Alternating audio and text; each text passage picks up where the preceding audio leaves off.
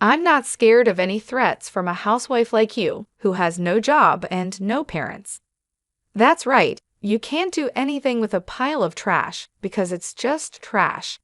I get how you feel now. I'm moving out of this house. Well, now you're homeless. Good luck being homeless. This is a good chance for Larry to leave the house. So let's work together to get rid of the trash and clean up. They went to Larry's room and told him to pack up his stuff and leave. I was planning to leave by myself, but I didn't think Larry would get kicked out too. My name is Lauren. I'm 29 years old, and I'm a housewife. I recently married a man named David. He's 33 years old, 4 years older than me. At first, I thought he was mature and calm like an older man. Since he often talked about his mother, I thought he was a good man who cared about his family. But after we got married, I saw my husband's true personality. On our wedding day, my mother-in-law was very nice to me, and I thought we would have a very happy marriage. My husband asked me to live with his mother after we got married because my father-in-law had passed away a few years ago. He said he wanted to stay close to his mom. I thought my mother-in-law was trustworthy, so I agreed to move in with her. But as soon as we got married, both my mother-in-law and my husband changed. They would say, "Hey Lauren, hurry up and bring me tea," and clean the bathroom and toilet quickly. My mother-in-law would shout at me and give me orders like that. Maybe she wants to scare me, or it's just because of her age. She would call me loudly and make me do all sorts of chores. The biggest surprise was finding out about my roommate, whom no one had told me about, when I woke up the other day. I was surprised to find a man I didn't know in the kitchen. I froze, wondering who he was. He noticed me and said, "I'm Larry, David's younger brother." He introduced himself. I had never been told that David had a brother, let alone a roommate, so that was a shock. Larry is 30 years old, the same age as me. I went to my mother-in-law and asked her to introduce me to my brother-in-law. She said, "Oh, you mean Larry? Don't worry about him. He's just a reclusive ghost." I was surprised. How could she not care about her own son? She called him a ghost and said she was happy with just David. She said Larry was just a useless hermit who only went out for shopping and stayed home the rest of the time. I was shocked by her words. I felt disappointed in my mother-in-law and couldn't believe how much she had changed since we got married.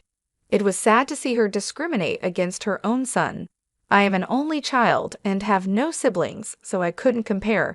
I would be shocked if my own mother said such things about me or ignored me. My parents are already dead, and I envy families that are alive and together. I hoped that at least parents and children could get along. I asked my husband about Larry when he got home from work. I thought maybe brothers could get along, but my husband was cold. He said, "Leave him alone. Just pretend he doesn't exist. He won't harm you." He said it dismissively, as if he had forgotten to mention it. I was disillusioned by how he called his own brother heir. My husband had no family memories or anything. He was just a mama's boy. I finished my chores for the day and went upstairs, feeling regret about my marriage. Then I bumped into Larry, who was just going to the bathroom. "You married my brother, didn't you?" Larry said to me. "Yeah, what's wrong?" I replied, "I'm sorry, it's nothing. But I won't say anything bad. You'd better get out of here." "What?" I asked, confused. "I'm sorry, but you should get a divorce," he said. I was a little offended and confused. I was shocked at how my husband and mother-in-law acted. I married my husband because I loved him. It's unbelievable that Larry would ask me to end our marriage after just one day. "It's none of your business. I can handle it," I said. "I'm a competitive person." "I'm sorry about that," said Larry. "I'm also sorry for my outburst," he added, bowing his head. I thought he was acting strange. Until a little while ago, I thought I understood why my mother-in-law, and I felt uneasy about the rules. He apologized so politely that I'm not sure if he really meant it. Maybe he was just trying to be nice and warn me. As I was thinking about that, Larry said, "Excuse me," and went into his room. My mother-in-law and husband say my brother-in-law is a strange recluse, but to me, he seems like a decent person who deserves respect. The next day, while I was putting breakfast on the table, Larry came down to get a drink. I said, "Good morning, Larry. Why don't you join us for breakfast?" "Good morning, Lauren. Thank you for asking," Larry replied, glancing at his mother. "I'm not eating breakfast with him." "Just get the breakfast done," she yelled at me. "It's okay," Larry said quickly and went back to his room. I wanted to apologize for my strong words yesterday, but I couldn't do it. Hey, all you have to do is housework. Don't do anything unnecessary, okay? My mother-in-law gave me a fierce glare. I was stunned by her harsh attitude. Even though I was the bride, I didn't expect this kind of treatment, and my husband's behavior toward me changed drastically. "What the heck? Today's menu is curry. You should have told me before lunch. I had curry for lunch too," he shouted. "How is that my fault? Why didn't he call me and tell me he had curry for lunch and wanted something else?" I kept my mouth shut. He continued to yell at me, "Hey, you're not apologizing. Who do you think you are? You're here to do the housework. Make sure you understand that." I was shocked and stayed silent. David didn't love me. He just wanted a housekeeper. It's terrible. How could he be so cruel with such a calm voice? They didn't care about me. They just wanted to make themselves comfortable. They were using me. Seeing them giggling and watching TV in the living room, I walked upstairs. As soon as I got upstairs, I burst into tears. Then a hand gently offered me a handkerchief. "I still think you should leave," said a familiar voice. I looked up, and it was Larry. "I'm sorry. I'm so sorry," he said. I wiped my tears in a hurry. "I'm sorry I used your handkerchief." "No, I gave it to you because I wanted you to use it," Larry said. I heard what my brother and mother said. "I knew it. They're the worst," he continued. When Larry said that, I asked him what he meant by "I knew it." Larry said he had been in a similar situation before. I asked him for more details, and he told me that my husband had promised to marry another woman before, but because my mother-in-law and husband treated her the same way they treat me now, she ran away just before the wedding. Hearing that story made me feel a bit relieved. It showed that my husband and mother-in-law were pretending to be nice before marriage to avoid scaring away the bride. I felt hopeless. How could I have trusted them? But I had nowhere else to go if my husband left me. I'm just a housewife. My husband and mother-in-law wouldn't let me get a part-time job. I can't even move out and rent another place. I didn't know what to do. All I could do was cry. Then Larry said, "If we keep talking here, it will look suspicious. Let's talk at a coffee shop next time, if you like." He handed me a piece of paper with his contact information on it and went back to his room. I was determined to get out of this house. I was thinking about how my struggle for survival had just begun. I told my mother-in-law I was going to the city office and then stopping by the supermarket on my way home. She warned me not to leave any chores undone. I made sure everything was perfect before leaving. She grumbled about not accepting it if I was late for dinner. I pretended to agree and went to the coffee shop where Larry and I had planned to meet. I told Larry that my parents were gone, so I couldn't rely on them anymore. I had canceled the house I was renting and quit my job. I told him I needed to start all over again. It's hard to move out of the house in this situation, especially with the work that keeps me tied up with my mother-in-law and husband from early in the morning until late at night. Larry then asked me, "Lauren, can you draw?" "Huh? What do you mean?" I replied, confused. "Oh, I see. So can you?" "Yes, well, I went to art school before," I said. "Really? That's great," he exclaimed. "Yes, but how?" I asked. "Just in time. Another mega artist is looking for an assistant. You can do it remotely," Larry said. "But I don't have a computer right now," I responded. "I'll lend you my computer that I'm not using right now," Larry said. "Really? Thank you so much. But why do you have an extra computer? What do you do for a living?" I asked. "That's kind of you to ask. You don't think I'm just a recluse, do you?" No, you use polite words a lot. and you look neat and tidy, so I don't think that at all. Do you work from home? I replied. Yes, actually, I'm an engineer, Larry said. An engineer? I didn't know that. I didn't realize you were a business owner, I exclaimed. Yes, I used to work for a company, but now I run my own business. It's easier for me to take orders on my own. We also have web designers as employees. We only have a few people, so everything is done remotely, he explained.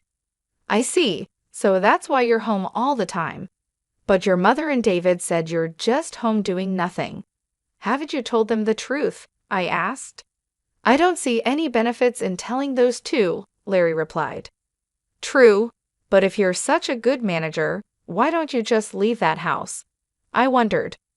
Larry then shared his thoughts with me for the first time. Let's not talk about me. I need to introduce you to the manga artist, he said. Larry made a phone call right away, and soon a remote interview was set up for me. I was going to have an interview with the manga artist on Wednesday. My mother-in-law usually had lessons after which she would go out with other participants, so I could do the remote interview then. I seemed to make a good impression in the interview and got hired immediately. Considering my situation, they said they would send the hiring documents in an envelope addressed to Larry, so I was all set for the job. Next, we needed to find a place for me to stay.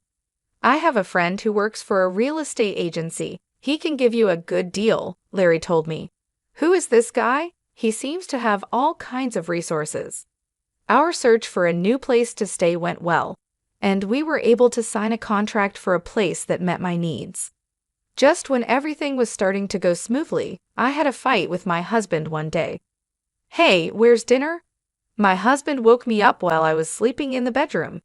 He was a bit drunk, like he had just come home from drinking. Dinner? It's midnight. Besides, you said you didn't want to eat because you were going out for drinks, I said. Shut up. The king is home, and you don't even get up to greet him. Now you say you didn't make dinner? You're a bad wife, so useless. His words made me really angry. Do you have any idea how hard I've been working with your mother for you? How can you act so superior to me? That's because you're my wife. A wife should support her husband, and your job is to take care of the house. If you can't do your chores, don't go against me. A wife who can't do the housework is just like trash. As my husband said this, I heard the door open. My mother-in-law left in an awkward way. You're just like trash. Larry is also trash, and this place looks like a dump, my husband sneered as my mother-in-law agreed. Yes, let's take out the oversized trash, he added. What did you just say? I asked him. He opened the drawer and pulled out a piece of paper. This is what I mean. It's a divorce paper. You're no good to me anymore. I'm going to find another wife who can take your place. That's why I'm divorcing you. Get out of my house. You're disgusting. You think your wife is just a slave. The best wife is one who acts like a housekeeper. Don't you worry about saying things like that. I hope you regret what you just said one day, I replied. What are you trying to say? I'm not afraid of any threats from a housewife with no job and no parents like you, he laughed. My husband and my mother-in-law laughed together. That's so true. You can't do anything about it because you're just trash. Well, I understand how you feel now. I'm going to move out of this house. I said that and signed the divorce papers. Then I left. I put the divorce papers in my bag and started to pack my stuff. My mother-in-law and husband watched me with grins on their faces. Now you're homeless. What on earth are you going to do now? Well, it's none of our business anymore. Good luck, homeless lady. Oh, and Larry, this is a good time for him to get out too. Yeah, let's take out the trash and clean this place up. After we get rid of him, we'll tear down the wall and make it bigger and more comfortable. My husband and mother-in-law were already talking about what they would do after we were kicked out. Then they went to Larry's room and told him to pack up his belongings and leave. I was planning to leave anyway, but I never thought they would kick Larry out too. I kind of regretted letting my emotions take over and having a fight with my husband. I'm sorry, Larry. It's my fault.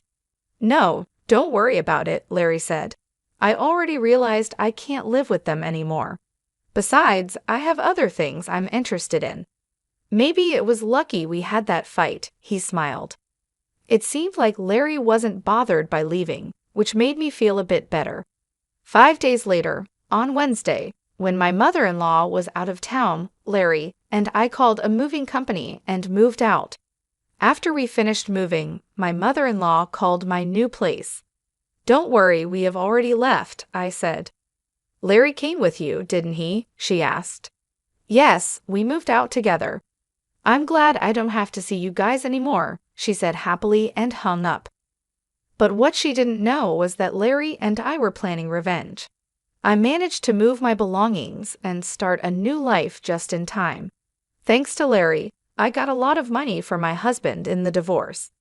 Larry had recorded what my husband and mother-in-law said during the fight. Their words were considered harassment, which helped prove the divorce was my husband and mother-in-law's fault.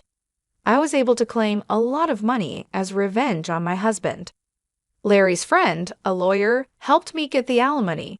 My husband was shocked and accepted the payment. I was really grateful for Larry's help and decided not to mention it anymore. A few days later, I got a lot of phone calls from my ex-mother-in-law. It felt like a demon knocking at my door. I realized I had forgotten to block her number, so I had no choice but to answer the phone. Lauren, where are you? She demanded. There's no way I'll tell you that. We're strangers now, I replied. Please don't say that, she begged. I'm calling because, where's Larry? She asked. Huh, why are you asking about Larry? I replied. I'm looking for him, but I can't reach him anymore, she said. That's too bad.